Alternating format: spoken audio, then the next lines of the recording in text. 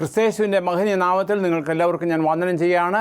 ഒരു പ്രാവശ്യം കൂടി തിരുവചന ധ്യാനത്തിലേക്ക് ഞാൻ നിങ്ങളെ ക്ഷണിക്കുകയാണ്. അത് ക്രിസ്തീയ സാക്ഷിത്വം എന്ന വിഷയത്തെ ആധാരമാക്കിയുള്ള തുടർച്ചയിൽ ഇന്ന് നാം കേൾക്കുവാൻ പോകുന്നത് കെടാത്ത വിശ്വാസം എന്നുള്ളതിനെക്കുറിച്ചാണ്. അതിന് മുൻപായിട്ട് നമുക്ക് നമ്മുടെ ദൈവത്തോട് ഒരു വാക്ക് പ്രാർത്ഥിക്കാം.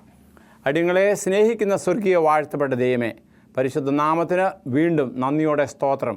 അടിയങ്ങൾക്കായി ഒരുക്കിയിരിക്കുന്ന ഈ ധ്യാനയോഗത്തെ കർത്താവ് അനുഗ്രഹിക്കണം. അവിടുത്തെ ആത്മാവാൽ അടിയങ്ങളെ നയിക്കണം. എന്നെ കേട്ടുകൊണ്ടിരിക്കുന്ന ഓരോരുത്തർക്കും അതേ തിരുവചനം അങ്ങനെ തന്നെയൊന്ന് പരിശോധിച്ചുകൊണ്ട് ജീവിപ്പാൻ അവിടുന്ന് സഹായിക്കണമെന്ന് യേശുവിൽ കൂടി താഴ്മയോട് വിനയമായി ചോദിക്കുമ്പോൾ കൃപയോടെ കേൾക്കുമാറാകണമേ. ആമേൻ.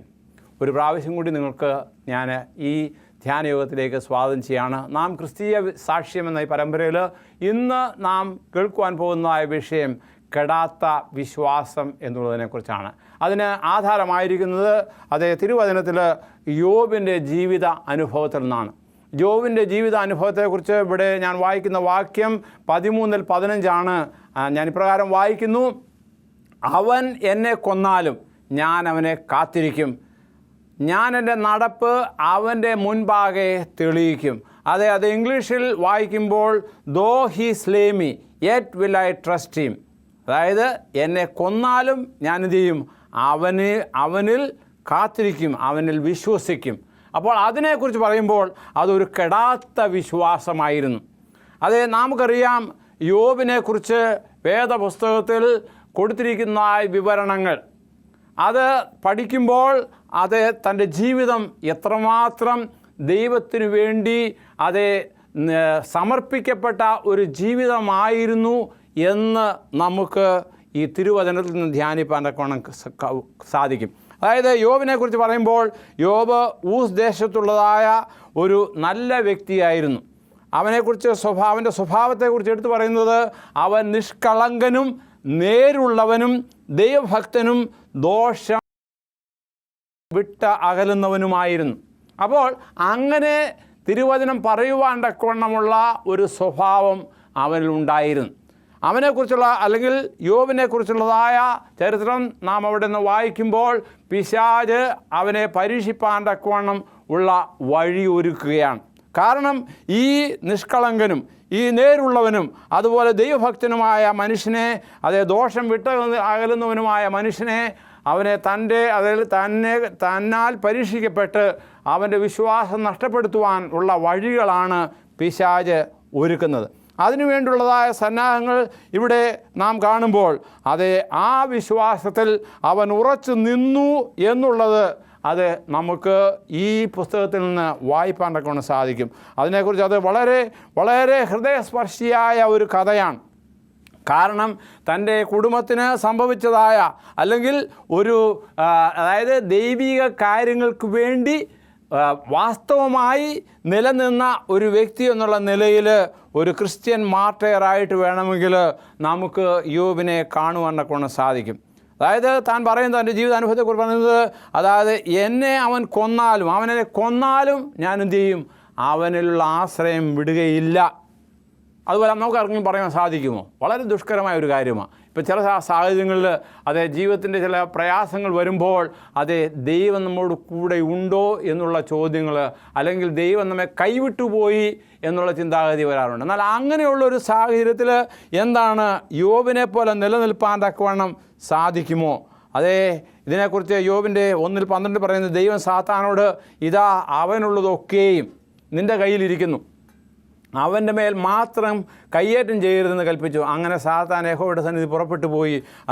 യോബിന് എന്ത് സംഭവിച്ചു എന്ന് തിരുവചനം പറയുന്നത് ആദ്യമായിട്ട് തൻ്റെ മക്കളെ അവരെല്ലാവരും കൂടെ ഒത്തൊരുമിച്ച് ഒരു ഭവനത്തിൽ സദ്യ കൊണ്ടുവന്നായ സാഹചര്യത്തിൽ അവരെല്ലാവരും ഒരുമിച്ച് കൊല്ലപ്പെട്ടു.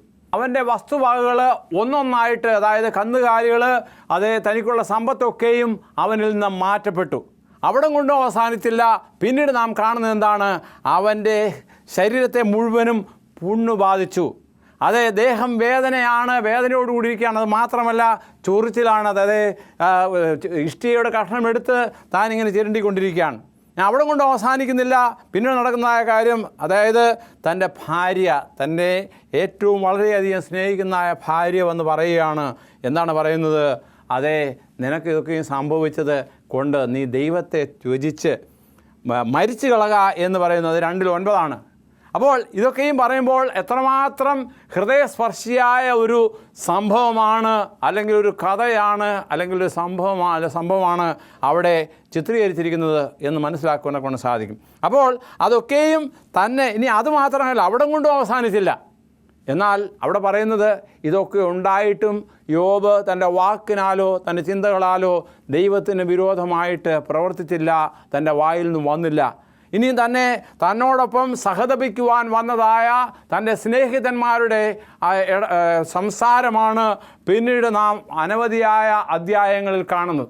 എന്നാൽ ഇവയിൽ ഒന്നിലും എന്താണ് അവരവനെ കുറ്റപ്പെടുത്തി, നിനക്കിതൊന്നും വരാൻ യാതൊരു സാധ്യതയില്ല, നീ ദൈവത്തിന് വിരുദ്ധമായിട്ട് കൽപ്പന ലംഘിച്ച് അല്ലെങ്കിൽ ദൈവത്തിൻ്റെ ഹിതം ചെയ്യാതെ ജീവിച്ചു എന്ന് വളരെ വിസ്തരിച്ച് വലിയൊരു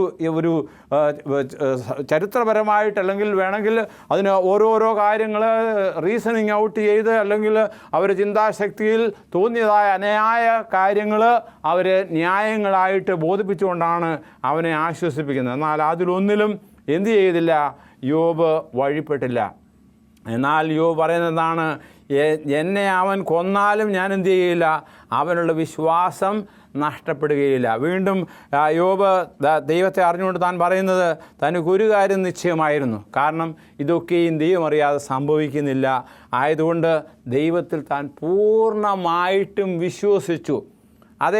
അതിനെക്കുറിച്ച് പറയുമ്പോൾ യോബിൻ്റെ പുസ്തകം 19:20 ഞാൻ വായിക്കുന്നത്, എന്നെ വീണ്ടെടുക്കുന്നവൻ ജീവിച്ചിരിക്കുന്നുവെന്നും അവൻ പൊടിമേൽ നിൽക്കുമെന്നും ഞാൻ അറിയുന്നു.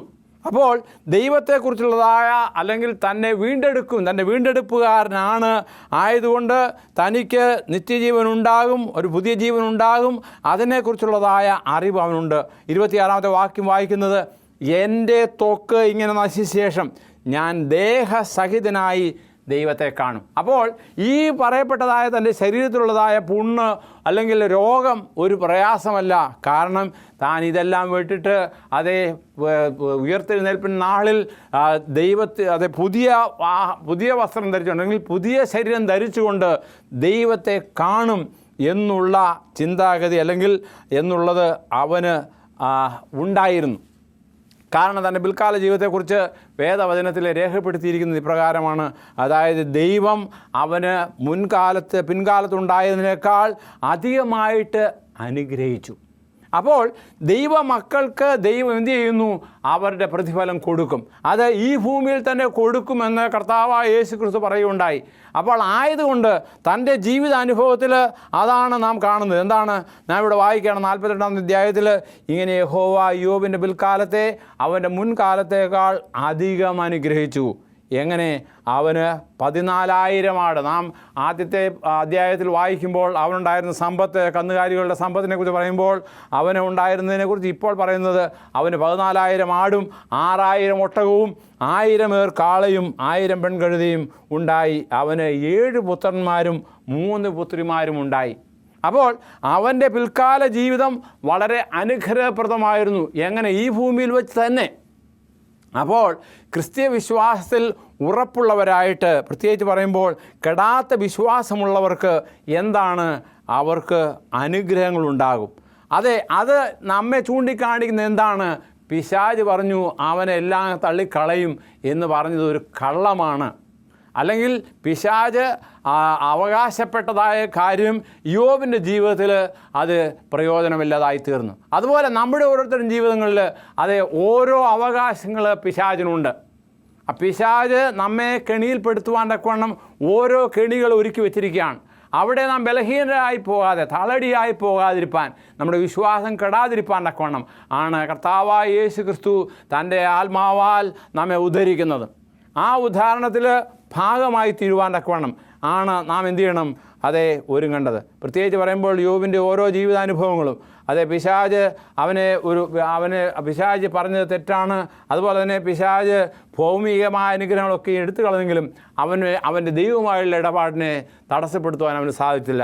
അതുപോലെ തന്നെ തൻ്റെ കഴിവിനാൽ എന്തെല്ലാം ചെയ്യാൻ സാധിക്കുമോ അതൊക്കെയും ചെയ്തു. എന്നാൽ അവനെ എന്ത് ചെയ്തില്ല? നിരുത്സാഹപ്പെടുത്തിയിട്ടില്ല എന്ന് നമുക്ക് കാണുവാൻ കൊണ്ട് സാധിക്കും. അപ്പോൾ ഈ പരീക്ഷകളിലൊക്കെയും ദൈവത്തിൻ്റെ അവകാശം, അതായത് അവൻ നേരുള്ളവനും നിഷ്കളങ്കനും ദോഷം ചെയ്യാത്തവനും എന്നുള്ളത് ചൂണ്ടിക്കാണിക്കുവാൻ തക്കവണ്ണം നമുക്ക് സാധിക്കും. അതേപോലെ തന്നെ നമ്മുടെ ഓരോരുത്തരുടെയും ജീവിതത്തെ എടുക്കുകയാണെങ്കിൽ, അതായത് തൻ്റെ സ്നേഹിതന്മാർ വന്ന് തന്നോട് പലതും പറഞ്ഞു. അപ്പോൾ അവരെക്കുറിച്ച് പറയുന്നത്, ഞാൻ ഈ വക പലതും കേട്ടിട്ടുണ്ട്, നിങ്ങളെല്ലാവരും വ്യസനിപ്പിക്കുന്ന ആശ്വാസകന്മാരെന്നാണ് യോബ് പറയുന്നത്. യോബ് 16:2 ഞാൻ വായിച്ചത്. അപ്പോൾ ഇതൊക്കെയും എത്ര തന്നെ, അതായത് നാം ശരിക്കും നമ്മുടെ കൂട്ടുകാർ ചിലപ്പോൾ നമ്മെ സഹായിക്കും, നമ്മുടെ വീട്ടുകാർ സഹായിക്കും, അല്ലെങ്കിൽ നമ്മെ അനുമോദിക്കും. അതൊന്നും പ്രതീക്ഷിക്കേണ്ട. കാരണം ക്രിസ്തീയ ജീവിതത്തിൽ നമുക്ക് ചിലപ്പോൾ നമുക്ക് തടസ്സമായിട്ട്, നമ്മുടെ വിശ്വാസം തടസ്സമായിട്ട് തീരുന്ന അനേക കാര്യങ്ങളുണ്ട്. ആയതുകൊണ്ട് നാം വിശ്വസിക്കേണ്ടത് ആരിലാണ്? അതായത് ദൈവത്തിലാണ്, യേശുവിലാണ്. അതിനെക്കുറിച്ച് പത്രോസ് തൻ്റെ ലേഖനത്തിൽ പറയുമ്പോൾ 1 പത്രോസ് 4:12 ഞാൻ വായിക്കുന്നു, പ്രിയമുള്ളവരെ, നിങ്ങൾക്ക് പരിരക്ഷയ്ക്കായിട്ട് സംഭവിച്ചിരിക്കുന്ന അഗ്നിശോധനയെങ്കിൽ അത് അപൂർവ കാര്യം നിങ്ങൾക്ക് വന്നുകൂടി എന്ന് വെച്ച് അതിശയിച്ചു പോകരുത്. കാരണം ഇതൊക്കെയും സംഭവിക്കുമ്പോൾ ചിലപ്പോൾ ഞാൻ പറഞ്ഞിട്ടുണ്ടല്ലോ, അതായത് ചില രോഗങ്ങളൊക്കെയും ഇപ്പോൾ അതിശയകരമായ കാര്യങ്ങളാണ്. അത് അങ്ങനെ സംഭവിക്കേണ്ട കാര്യമുണ്ടോ? അല്ലെങ്കിൽ ഒരു പുകവലിക്കാരന് പുകവലിക്കാരന് ക്യാൻസർ വരും, അല്ലെങ്കിൽ വരാം. എന്നാൽ പുക വലിക്കാത്തൊരു വ്യക്തിക്ക് വരുമ്പോൾ അത് എപ്രകാരമാണ്? അല്ലെങ്കിൽ ഇപ്പോൾ ഈ അറിയപ്പെടാത്ത അനേക രോഗങ്ങളുണ്ടല്ലോ, എങ്ങനെയാണ് അതൊക്കെയും സംഭവിക്കുന്നത്? എന്നാൽ അത് വരുമ്പോൾ അത് പരിശോധനയാണ് എന്നുള്ള ചിന്തയോട്, അഗ്നിശോധനയെങ്കിൽ ഒരു അപൂർവ കാര്യം നിങ്ങൾക്ക് വന്നുകൂടി എന്ന് വെച്ച് അതിശയിക്കരുത്. എന്നാൽ അതിലൊന്നും എന്തു ചെയ്യരുത്? നമ്മുടെ വിശ്വാസം കലങ്ങിപ്പോകരുത്, വിശ്വാസം തണുത്തു പോകരുത്, വിശ്വാസം ഉറയ്ക്കുന്നവരായിരിക്കണം. കിടാത്ത ഒരു വിശ്വാസം, അതാണല്ലോ നമ്മുടെ വിഷയം. ആയതുകൊണ്ട് കർത്താവായ യേശു ക്രിസ്തു ഈ ഭൂമിയിലായിരുന്നപ്പോൾ തൻ്റെ ശിഷ്യന്മാരോടായിട്ട് പ്രകാരം പറയുകയുണ്ടായി. ലൂക്കോസിൻ്റെ സുവിശേഷം 22 പറയുന്നത്, ഞാനോ, അത് 33, ഞാനോ നിൻ്റെ വിശ്വാസം പൊയ്പോകാതിരിപ്പാൻ നിനക്ക് വേണ്ടി അപേക്ഷിച്ചത്. പറയുന്ന ആരോടാണ്? പത്രോസിനോടാണ്. കാരണം പിശാച് ഗോതമ്പ് പാറ്റുന്നത് പോലെ തൻ്റെ വിശ്വാസത്തെ ഇല്ലാതാക്കുവാൻ ഉപാധികൾ ഒരുക്കുന്നു. അതിനെക്കുറിച്ച് പറയുകയാണ്, ഞാനോ നിൻ്റെ വിശ്വാസം പോകാതിരിപ്പാൻ നിനക്ക് വേണ്ടി അപേക്ഷിച്ചു, എന്നാൽ നീ ഒരു സമയം തിരിഞ്ഞു വന്നതിന് ശേഷം നിൻ്റെ സഹോദരന്മാരെ ഉറപ്പിക്കാം. അപ്പോൾ താനൊരു തിരിവിലൂടെ വരണം. താൻ ദൈവത്തെ, കർത്താവായ യേശു ക്രിസ്തുവിനെ തള്ളി പറഞ്ഞു പത്രോസ്. അതിനുശേഷം തനിക്ക് അഗ്നിശോധന വന്നപ്പോൾ ദൈവം അവനോട് ഇതൊക്കെയും വെളിപ്പെടുത്തി കൊടുത്തി. അതുകൊണ്ട് എന്തു ചെയ്യണം? നീ തിരിഞ്ഞു വന്നതിന് ശേഷം, നിൻ്റെ സമയം തിരിഞ്ഞു വന്നതിന് ശേഷം നിൻ്റെ സഹോദരന്മാരെ ഉറപ്പിക്കുക എന്നുള്ള ഉപദേശം കൊടുത്തു. അപ്പോൾ അതുപോലൊരു സാഹചര്യം നമുക്കുണ്ടെങ്കിൽ, അങ്ങനെയുള്ള സാഹചര്യങ്ങളൊക്കെയും നമുക്ക് ഉണ്ടാകുവാനുള്ള സാധ്യതകളുണ്ട്. ആയതുകൊണ്ട് അങ്ങനെയുള്ള സാഹചര്യത്തിൽപ്പെട്ട് നഷ്ടപ്പെട്ടു പോകാതെ, താളടിയായി പോകാതിരിക്കാൻ വേണ്ടിയാണ് കർത്താവ് നമുക്ക് ഈ ഉപദേശങ്ങളൊക്കെയും തന്നിരിക്കുന്നത്. അതുപോലെ രോഗം വരാം, ദുഃഖം വരാം. ഞാൻ മുമ്പേ പറഞ്ഞല്ലോ, അറിയപ്പെടാത്തതായ അനവധിയായ രോഗങ്ങൾ വരാം. എന്നാൽ അതുപോലെ നമ്മുടെ സ്നേഹിതന്മാർ ചിലപ്പോൾ നമ്മെ വഞ്ചിച്ചേക്കാം. നമുക്കറിയാം, മുടിയനായ പുത്രൻ്റെ കഥയിൽ നാം വായിക്കുന്നുണ്ട്, തനിക്ക് പണമുണ്ടായിരുന്നപ്പോൾ തന്നോടൊപ്പം അനേക കൂട്ടുകാരുണ്ടായിരുന്നു.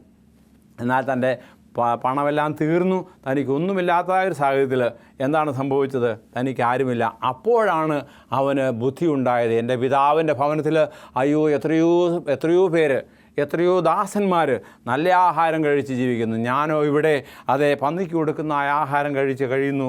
അങ്ങനെ അവന് മാനസാന്തരമുണ്ടായി. എൻ്റെ പിതാവിൻ്റെ ഭവനത്തിലേക്ക് പോകാൻ തക്കവണ്ണം ഉള്ള വഴികൾ അവന് തീരുമാനിച്ചു, അല്ലെങ്കിൽ പോകുവാൻ തക്കവണ്ണം തീരുമാനിക്കുന്ന ഒരു സാഹചര്യം. ആയതുപോലെ തന്നെ നാം വഴിവിട്ട് പോയിരിക്കുകയാണെങ്കിൽ തിരികെ വരുവാൻ തക്കവണ്ണമാണ് ദൈവം നമ്മോട് ആവശ്യപ്പെടുന്നത്. പ്രത്യേകിച്ച് അപ്പോസ്തലനായ പൗലോസ് പറയുമ്പോൾ, 1 കൊരിന്ത്യർ 10:13 ഞാൻ വായിക്കുന്നു, മനുഷ്യർക്ക് നടപ്പല്ലാത്തതായ പരീക്ഷ നിങ്ങൾക്ക് നേരിട്ടിട്ടില്ല. നമുക്ക് അല്ലെങ്കിൽ അല്ലാത്തതായ ഒരു സാഹചര്യം നമുക്കുണ്ടായിട്ടില്ല. ദൈവം വിശ്വസൻ, നിങ്ങൾക്ക് കഴിയുന്നതിന് മീതെ പരീക്ഷ നേരിടുവാൻ സമ്മതിക്കാതെ നിങ്ങൾക്ക് സഹിപ്പാൻ കഴിയണമെന്ന് പരീക്ഷയോടുകൂടി അവൻ പോക്കുവഴിയും ഉണ്ടാക്കും. ഒരു പരീക്ഷകൾ വന്നാൽ തന്നെയും അതിനുള്ള പോക്കുവഴിയും ദൈവം എന്ത് ചെയ്യുന്നു? ഒരുക്കി വെച്ചിട്ടുണ്ട്. അത് കണ്ടുപിടിക്കുക. ആയതുകൊണ്ട് ദൈവത്തിൽ ആശ്രയിക്കുക. ആ ദൈവത്തിൽ ആശ്രയിച്ചുകൊണ്ട് നമ്മുടെ വിശ്വാസ ജീവിതം മുൻപോട്ട് പോവുക. എന്നാൽ ഈ കാലാന്ത്യത്തിൽ അതിൻ്റെ അവസ്ഥയെക്കുറിച്ച് കർത്താവായ യേശു ക്രിസ്തു പ്രകാരം പറയുകയുണ്ടായി. മത്തായിയുടെ സുവിശേഷം 24:12 നാം വായിക്കുന്നത്, അധർമ്മം പെരുകുന്നുകൊണ്ട് അനേകരുടെ സ്നേഹം തണുത്തു പോകും. അതെ, അധർമ്മം എന്താണ്? പാപമാണ്. പാപം പെരുകുന്നതുകൊണ്ട് അനേകരുടെ സ്നേഹം. എന്നാൽ അത് നമ്മെ തണുപ്പിക്കണമെന്നില്ല. നാം ദൈവവുമായുള്ള ബന്ധത്തിൽ, അതെ, യോബിൻ്റെ ജീവിതാനുഭവത്തിൽ നാം കണ്ടത് എപ്രകാരമാണ്? അതെ, എന്നെ അടിച്ചാലും എന്നെ കൊന്നാലും ഞാൻ എൻ്റെ വിശ്വാസത്തിൽ നിറഞ്ഞു നിൽക്കും എന്ന് യോബിന് സാക്ഷീകരിപ്പാനൊക്കെ സാധിച്ചതുപോലെ നമ്മുടെ വിശ്വാസം കെടാത്തതായിരിക്കണം. അബ്രഹാമിൻ്റെ ജീവിതം അതാണ് ചൂണ്ടിക്കാണിക്കുന്നത്. അബ്രഹാം പരീക്ഷിക്കപ്പെട്ടപ്പോൾ, അതായത് പൗലോസ് എബ്രായ ലേഖനത്തിൽ പറയുന്നത് 11-17 വായിക്കുന്നത്, വിശ്വാസത്താൽ അബ്രഹാം താൻ പരീക്ഷിക്കപ്പെട്ടപ്പോൾ ഇസ്ഹാക്കിനെ യാഗമർപ്പിച്ചു. അപ്പോൾ നമ്മുടെ യാക്കോബിൻ്റെ ജീവിതം എങ്ങനെയുള്ളതാണെന്ന് നമുക്ക് സ്വല്പമായിട്ട് ചിന്തിക്കാം. കർത്താവായ യേശുക്രിസ്തു ഇപ്രകാരം പറയുകയുണ്ടായി, അധർമ്മം പെരുകുന്നതുകൊണ്ട് അനേകരുടെ സ്നേഹം തണുത്തു പോകുമെന്ന്. വിശുദ്ധ മത്തായിയുടെ സുവിശേഷം 24:12 ഞാൻ വായിച്ചത്. അതായത് അധർമ്മം എന്താണ്? പാപമാണ്. അത് പാപം ചെയ്യുന്നതുകൊണ്ട് അനേകരുടെ സ്നേഹം, ദൈവവുമായുള്ള സ്നേഹം തണുത്തു പോകും. എന്നാൽ അതൊരു വിശ്വാസിക്കല്ല. വിശ്വാസികൾ ദൈവത്തോടു കൂടി ആയിരിക്കുമ്പോൾ അവർ എങ്ങനെ യോബ് പറഞ്ഞതുപോലെ, എന്നെ കൊന്നാലും ഞാൻ എന്ത് ചെയ്യില്ല, എൻ്റെ വിശ്വാസം എന്നെ നഷ്ടപ്പെടുത്തുകയില്ല, തണുത്തു പോവുകയില്ല. അതുകൊണ്ട് നല്ല ഉറച്ച ഒരു തീരുമാനമുള്ളവരായി തീരുക. അത് വിശ്വാസികളുടെ പിതാവായ അബ്രഹാമിനെ കുറിച്ച് പൗലോസ് എബ്രായ ലേഖനത്തിൽ പറയുമ്പോൾ, വിശ്വാസത്താൽ അബ്രഹാം തന്നെ പരീക്ഷിക്കപ്പെട്ടപ്പോൾ ഇസ്ഹാക്കിനെ യാഗമർപ്പിച്ചു. എബ്രായ ലേഖനം മുഴുവൻ തന്നെയും അതേ വിശ്വാസികളുടെ ഒരു പട്ടികയാണ് പറയുന്നത്. എന്നാൽ അബ്രഹാമിനെ കുറിച്ച് പറയുമ്പോൾ, അബ്രഹാമിന് വളരെയധികം പ്രായാധിക്യത്തിൽ ഉണ്ടായതായ ഒരു മകനായിരുന്നു ഇസ്ഹാക്ക്. എന്നാൽ ആ ഇസ്ഹാക്കിനെ ബലി കൊടുക്കുവാൻ തക്കവണ്ണം, യാഗമായി അർപ്പിപ്പാൻ തക്കവണ്ണം ദൈവം തന്നോട് ആവശ്യപ്പെട്ടപ്പോൾ അതിന് യാതൊരു തടസ്സവും പറയാതെ, തൻ്റെ സ്നേഹവാചനമായ ഭാര്യയോട് പോലും ചോദിക്കാതെ തന്നെ പിറ്റേ ദിവസം രാവിലെ തന്നെ മകനോട് പറഞ്ഞു, നാം ഒരു യാഗത്തിന് പോവുകയാണ്. ആ യാഗത്തിനായി പുറപ്പെട്ടപ്പോൾ അത് തനിക്ക് അവിടെ ഒരു സംശയവുമില്ലായിരുന്നു.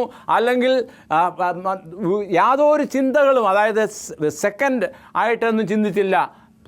പിറ്റേ ദിവസം തന്നെ പുറപ്പെട്ടു. അതേ മോറിയ മലയിലേക്ക് പോകുന്നതായ വഴിയിൽ മകൻ ചോദിക്കുകയാണ്, അപ്പാ തീയുണ്ട്, വിറകുണ്ട്, എന്നാൽ യാഗത്തിനുള്ളതായ ആടെവിടെ? അപ്പോൾ വളരെ പ്രയാസത്തോടു കൂടിയാണെങ്കിലും അപ്പൻ എന്താണ് മറുപടി പറഞ്ഞത്? ദൈവം കരുതിക്കൊള്ളുമെന്നാണ്. അപ്പോൾ തൻ്റെ മകനാണ് തനിക്ക് യാഗമായി കൊടുക്കേണ്ടത് എന്നുള്ളത് അറിയാമായിരുന്നതായ അബ്രഹാം ദൈവത്തിൽ എന്ത് ചെയ്തു? പൂർണ്ണമായിട്ടും വിശ്വസിച്ചു. അങ്ങനെ മലയിൽ ചെന്നു. അതെ, തൻ്റെ സേവകന്മാരെ മാറ്റി നിർത്തി. എന്നിട്ട് തൻ്റെ മകനെ ബലി കഴിപ്പാൻ തക്കവണ്ണമുള്ളതായ സംരംഭത്തിൽ അതേ കത്തിയെടുത്തു. തൻ്റെ മകനെ കൊല്ലുവാൻ തക്കവണ്ണം ഒരുങ്ങി. ആ ഒരുക്കത്തിലും തനിക്കൊരു യാതൊരു ചാഞ്ചല്യമില്ലായിരുന്നു. ആ ഒരു തീരുമാനത്തിൽ താൻ ഉറച്ചു നിന്നു. അതേ കത്തിയെടുത്ത് കൊല്ലുവാൻ ഭാവിച്ചതായ സാഹചര്യത്തിൽ ദൈവത്തിൻ്റെ ദൂതൻ അവിടെ വന്നു. അബ്രഹാമേ, നിൻ്റെ നടപടിയിൽ ദൈവം അതേ കണിശമായിട്ടും ദൈവത്തിൻ്റെ തിരുവചനത്തിലുള്ള കാര്യമല്ല ഞാൻ പറയുന്നെങ്കിലും, അതേ ദൈവം നിന്നിൽ കടാക്ഷിച്ചിരിക്കുന്നു. നീ മകനെ യാഗം കഴിക്കണ്ട. അപ്പുറത്തായി നിന്നതായ ആ വള്ളിയിൽ കുരുങ്ങിയതായ ആടിനെ യാഗം കഴിപ്പാൻ തക്കവണ്ണം അതേ ദൈവം അവനോട് കൽപ്പിച്ചു. എന്നാൽ അവൻ്റെ തീരുമാനത്തിൽ, അതായത് എൻ്റെ വിശ്വാസത്തിൽ, അതിനാണ് പറയുന്നത്, വിശ്വാസത്താൽ അബ്രഹാം താൻ പരീക്ഷിക്കപ്പെട്ടപ്പോൾ ഇസ്ഹാക്കിനെ യാഗം അർപ്പിച്ചു. അതായത് താൻ മനസ്സുകൊണ്ട് ചെയ്തു, അതിനെ ദൈവം എന്ത് ചെയ്തു? അംഗീകരിച്ചു. ആയതുപോലെ തന്നെ അതേ യോബിൻ്റെ ജീവിതത്തെക്കുറിച്ചും നാം പറയുന്ന കാര്യം, അതായത് താൻ വിശ്വാസത്തിൽ ഉറച്ചു നിന്നു. അതുകൊണ്ട് തൻ്റെ ജീവിതാനുഭവങ്ങളിലൊക്കെയും പിശാച് തന്നെ ഓരോ തരത്തിൽ പരീക്ഷിച്ചപ്പോൾ ആ പരീക്ഷകളിലൊന്നും വീഴാതെ, തൻ്റെ മക്കൾ നഷ്ടപ്പെട്ടു, തൻ്റെ സമ്പത്ത് നഷ്ടപ്പെട്ടു, ഭാര്യ തനിക്ക് എതിരായിട്ട് പറഞ്ഞു, തൻ്റെ കൂട്ടുകാർ വന്നു തന്നെ നിരുത്സാഹപ്പെടുത്തി, അല്ലെങ്കിൽ താൻ പാപിയാണെന്ന് നിരൂപിച്ചു. എന്നാൽ അതിലൊന്നിലും ചഞ്ചലപ്പെട്ടില്ല. അവൻ എന്നെ കൊന്നാലും ജീവിക്കും, കാരണം കർത്താവായ യേശു ക്രിസ്തു വീണ്ടും വരുവാൻ പോവുകയാണ്. ആ വീണ്ടും വരുന്നവനായ യേശു ക്രിസ്തുവിൽ നാം പൂർണ്ണമായി വിശ്വസിക്കുന്നുവെങ്കിൽ ജീവിതത്തിലെ പ്രയാസങ്ങൾ, ശാരീരികമായുള്ള പുണ്ണുകൾ, ശാരീരികമായുള്ള വേദനകൾ, നമ്മുടെ സഹോദരങ്ങൾ, നമ്മുടെ രക്തബന്ധത്തിൽപ്പെട്ടതായ നഷ്ടപ്പെട്ടതായ കാര്യമാകട്ടെ, താൻ ഇതുവരെയും സമ്പാദ്യമൊക്കെ നഷ്ടപ്പെട്ടാലും എന്നെ അവൻ കൊന്നാലും ഞാൻ എന്തു ചെയ്യില്ല, അവനുള്ള വിശ്വാസം കുറവാകുകയില്ല, അല്ലെങ്കിൽ കെട്ടുപോകുകയില്ല എന്ന് പറയുവാൻ തക്കവണ്ണം യോബിൻ്റെ ജീവിതം നമുക്കൊരു മാതൃകയാണ്. അതുപോലെ തന്നെ അനവധിയായ മാതൃകകൾ വേദപുസ്തകത്തിൽ നമുക്ക് നൽകിയിട്ടുണ്ട്. പ്രത്യേകിച്ച് പറയുമ്പോൾ അബ്രഹാമിനെ വിശ്വാസികളുടെ പിതാവ് എന്ന് വിളിക്കുവാൻ തക്കവണ്ണം കാരണമായി തീർന്നത് തൻ്റെ ഒരു തീരുമാനമായിരുന്നു.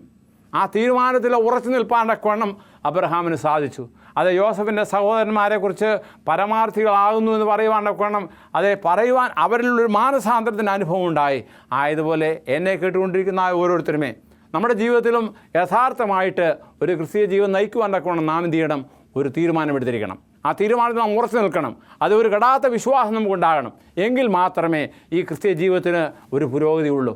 ആയതുകൊണ്ട് ഇപ്പോഴത്തെ കാലത്ത് അറിയപ്പെടാത്ത അനേക കാര്യങ്ങളുണ്ട്, അനേക സംഭവങ്ങളുണ്ട്.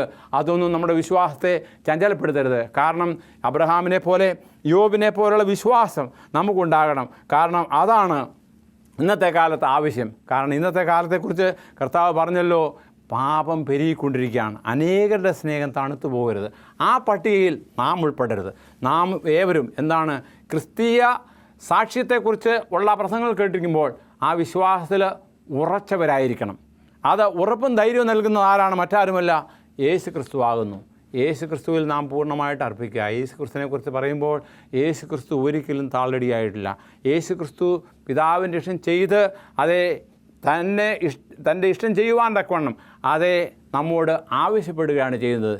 എൻ്റെ പിതാവിൻ്റെ ഇഷ്ടം ചെയ്യുവാനാണ് നാം ഓരോരുത്തരും. അതായത് വെറും കേൾവിക്കാരായിട്ടല്ല, പിന്നെയോ വചനം അനുസരിക്കുന്നവരായിട്ട്. വചനം അനുസരിക്കുന്നവരെക്കുറിച്ച് വേദപുസ്തകത്തിലുള്ള ഒരു ഉദാഹരണമാണ് ബെരോവയിലെ ക്രിസ്ത്യാനികൾ. അവരെക്കുറിച്ച് പറയുമ്പോൾ വചനം കേൾക്കുക മാത്രമല്ല, അത് അങ്ങനെ തന്നെയോ എന്ന് പരിശോധിക്കുന്നവരായിരിക്കണം. ഞാൻ നിങ്ങളോട് പ്രസംഗിക്കുകയാണ്, നിങ്ങൾ കേൾക്കുകയാണ്, അത് കേൾക്കുക മാത്രമല്ല, വചനം അങ്ങനെ തന്നെയോ എന്ന് പരിശോധിപ്പാനൊക്കെ ഉള്ളൊരു വിവേചന ബുദ്ധി നമുക്കുണ്ടാകണം. അതുകൊണ്ട് അനേകർ പഠിപ്പിക്കുകയല്ല, പിന്നെയോ വചനം എന്ന് പറയുന്നു. നമ്മുടേതായ ഭാഷയിൽ നമ്മുടേതായ അറിവിന് വേണ്ടി തിരുവചനം നമുക്ക് നൽകിയിട്ടുണ്ട്. അതുകൊണ്ട് അത് പഠിക്കുക, അതിന് നാം സമയം ചെലവഴിക്കുക. കാരണം നമ്മുടെ ജീവിതത്തിൽ അതിനുവേണ്ടി നാം സമയം ചെലവഴിക്കുന്നില്ല എങ്കിൽ പിന്നെ എന്തിനു വേണ്ടിയാണ് നാം സമയം ചെലവഴിക്കുന്നത്? പ്രിയരെ, ആകർഷകരമായ അനേക കാര്യങ്ങൾ നമുക്കിന്ന് ചുറ്റുപാടുകളുണ്ട്. ആയതുകൊണ്ട് ആ ആകർഷകമായ കാര്യത്തെക്കാൾ ഉപരിയായിട്ട് നിത്യരാജ്യത്തിന് വേണ്ടതായ വഴി നമുക്ക് നൽകിയിരിക്കുന്നത് സെർച്ച് ചെയ്ത് സ്ക്രിപ്റ്റേഴ്സ്, വചനത്തെ പരിശോധിക്കുക. അവയിൽ നമുക്കെന്തുണ്ട്? നിത്യജീവനുണ്ട്. ആ നിത്യജീവൻ പ്രാപിക്കണമെന്നുണ്ടെങ്കിൽ കണിശമായിട്ടും അതിനുവേണ്ടി നാം മെനക്കെട്ട് ബുദ്ധിപൂർവമായിട്ട് സമയം ചെലവഴിക്കണം. എങ്കിൽ മാത്രമേ നമ്മുടെ ഈ ആത്മീയ ജീവിതം നമ്മുടെ ജീവിതം കെടാത്ത വിശ്വാസമുള്ളവരായി തീരുവാൻ തക്കവണ്ണം സാധിക്കുകയുള്ളൂ. ആയതുകൊണ്ട് പിതാവായ അബ്രഹാം വിശ്വാസികൾ പിതാവ് എന്ന് വിളിക്കപ്പെട്ടപ്പോൾ അതിന് മറ്റൊരു കാരണമല്ല, അദ്ദേഹം വിശ്വാസത്താൽ ജീവിച്ചു. ആയതുകൊണ്ട് എബ്രായ ലേഖനത്തിലെ വിശ്വാസികളുടെ പട്ടികയിൽ നാം പരിശോധിക്കുമ്പോൾ അബ്രഹാമിനെക്കുറിച്ച് പറഞ്ഞിരിക്കുന്ന പോലെ തന്നെ യോസഫുണ്ട്, മറ്റനേകരുണ്ട്. അവരൊക്കെയും വിശ്വാസത്തിൽ ജീവിച്ചു. ആ ഒരു വിശ്വാസ ജീവിതം നിങ്ങളുടെ ജീവിതത്തിൽ ഉണ്ടാകുവാൻ ദൈവം നമ്മെ ഓരോരുത്തരെയും സഹായിക്കട്ടെ. ദൈവം നമ്മെ അനുഗ്രഹിക്കട്ടെ. അവിടുത്തെ ആത്മാവാൽ നമ്മെ നടത്തട്ടെ. നമുക്ക് പ്രാർത്ഥിക്കാം.